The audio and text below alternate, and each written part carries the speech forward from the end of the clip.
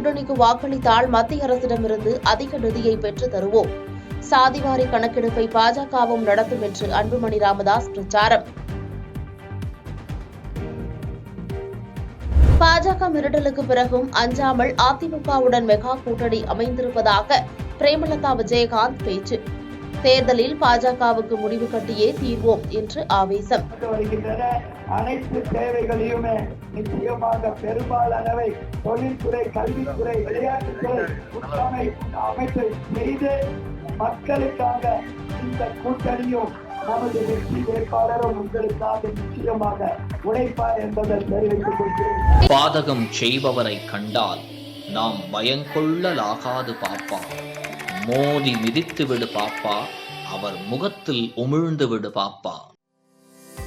அண்மை செய்திகளை உடனுக்குடன் தெரிந்து கொள்ள இணைந்திருங்கள் இயம்நாடு தொலைக்காட்சியுடன்.